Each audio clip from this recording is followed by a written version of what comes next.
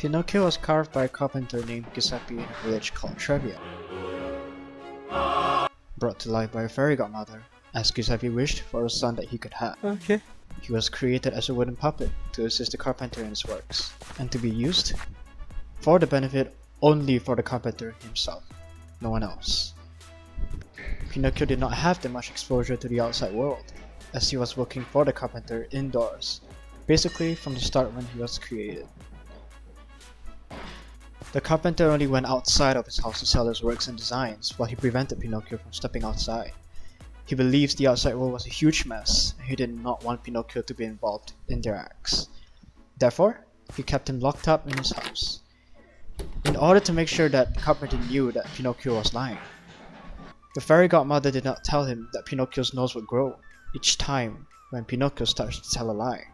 But Pinocchio himself does not know the following.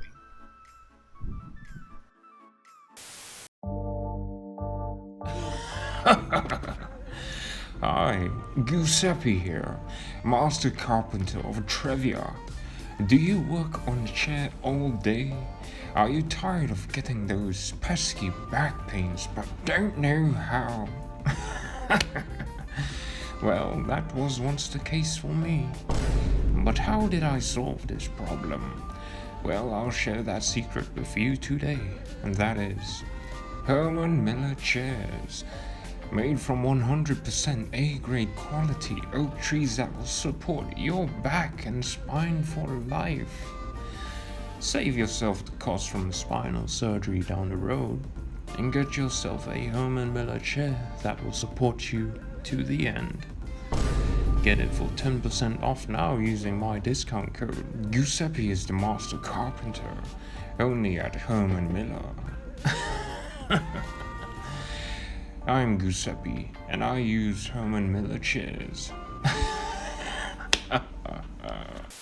Unfortunately, after 5 years of being under Giuseppe's care, Pinocchio's creator unknowingly went missing one day when he was out of his house. Pinocchio did not have any knowledge of his creator's disappearance, as he waited weeks and months for his return, but he did not. Pinocchio knew under any circumstances he was not allowed to step 1 foot outside the house, but ever since his creator went missing, he became restless and curiosity got the better of him as he had committed the greatest sin, which was leaving his home.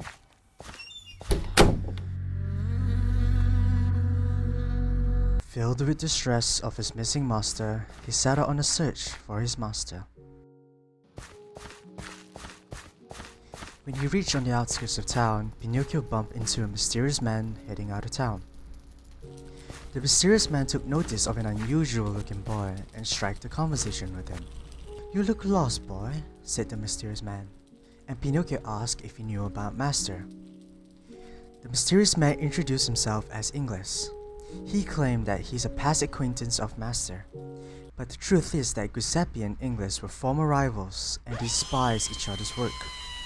Ingles told Pinocchio about his master, Giuseppe, that he was on a journey and he was asked to take care of Pinocchio. Pinocchio believed him. Ingles was living in a nearby town and Pinocchio ended up following him.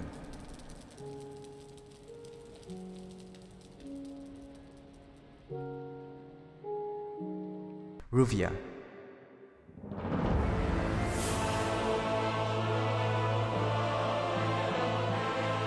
The nearby town was surrounded by water and ports filled with ships. Throughout the time Pinocchio spent with Ingles, he was treated with love and care. One night at the dinner table, Pinocchio was told to set up table for dinner. Ingles asked Pinocchio if the cutleries were washed. Unsurely, Pinocchio said yes. Nearly out of sight, Ingles noticed that Pinocchio's nose grew a little. Pinocchio himself never noticed this, but Ingles taught himself that Pinocchio's nose grew when he lied.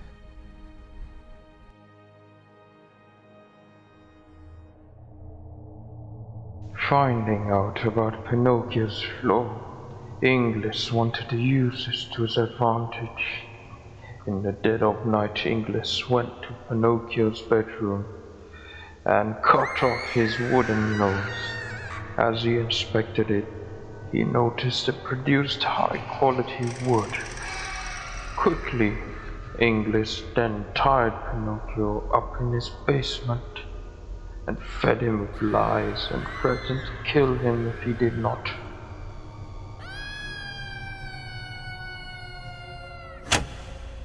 Inglis used Pinocchio's wooden nose for his carpentry needs, and this torment lasted for more than a month.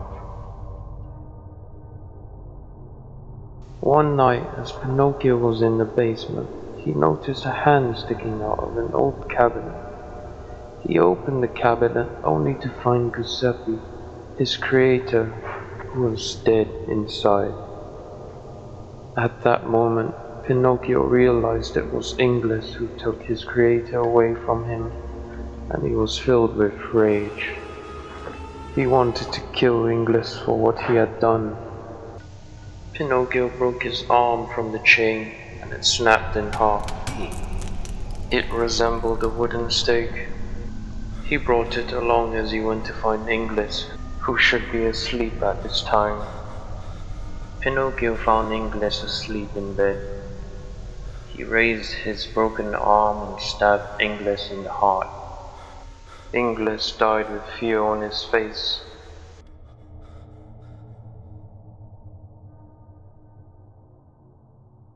Pinocchio went back into the basement of Inglis' house. He carried Giuseppe's lifeless body along with him and wandered off into the forest. Several days has passed. He was not knowing what to do with Giuseppe's body. After some time, he decided to bury Giuseppe's body under a huge tree. He found his life was pointless without his creator, and he decided to commit a suicide on the same day Giuseppe was buried. On that night, he set up a fireplace. He was overwhelmed by the tragedy of his creator. His mind gave up. He jumped into the fire pit and burned to death.